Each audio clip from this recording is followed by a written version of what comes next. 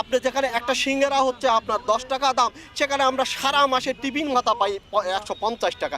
150 টাকায় আমার টিফিন ভাতা হয়। আমাদের অনেক বৈষম্য আছে, তারপরও এই আপনার এই সরকার একটা পে কমিশন গঠন করেছে, চূড়ান্ত প্রতিবেদন কমিটি তারা গঠন করে দিয়েছে।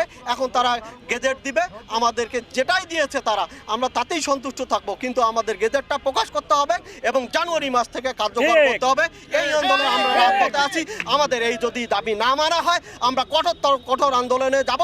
কেন্দ্রীয় কর্মসূচি যেটাই দিবে আমরা সেটাই দিতে রাজি আছি। আমাদের দীর্ঘদিনের দাবি পে স্কেল। 11 বছর ধরে আমরা পে স্কেল পাই না, সরকার আমাদেরকে পে স্কেল দেয় না। অন্তর্বর্তীকালীন ও বৈষম্য মুক্ত সরকার পে কমিশন গঠন করেছে। পে কমিশন 21 জানুয়ারি পে কমিশনের পে স্কেলের চূড়ান্ত প্রতিবেদন প্রধান উপদেষ্টার কাছে জমা দিয়েছে। কিন্তু গত সপ্তাহে জ্বালানি উপদেষ্টা বলে যে এই সরকার পে স্কেল দেবে না, পরবর্তী রাজনৈতিক সরকার কি পে স্কেল দিতেও পারে, নাও দিতে পারে। এই জন্য আমরা আন্দোলনে নেমেছি যে আমরা পে স্কেল ছাড়া আর ঘরে ফিরবো না।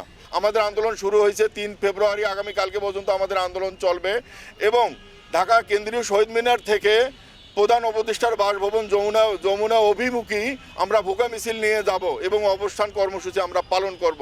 সরকারি কর্মচারী আমরা সর্বদাই সরকারের পক্ষে কাজ করতে চাই এবং সর্বদাই সরকারের পক্ষে আমরা কাজ করি।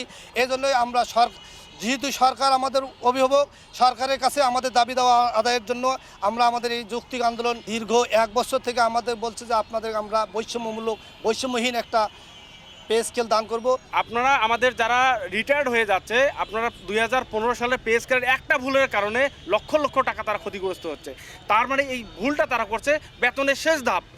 আসলে আমরা 15 লক্ষ কর্মচারী, দেখো এমন একটা আইন করে রাখছে যে 14 লক্ষ কর্মচারী 5% বাড়বে, 1 লক্ষ বাড়বে না, মানে তারা শেষ ধাপে পৌঁছে গেছে। তাহলে আজকে যারা স্ত্রী সন্তান পুত্র নিয়ে পেনশন যাওয়ার পরে যে টাকা নিয়ে সে বেঁচে থাকবে, অন্তত একটা ভুলের কারণে উনি লক্ষ লক্ষ টাকা ক্ষতিগ্রস্ত হচ্ছে, তাহলে এর দায়টা কে নেবে?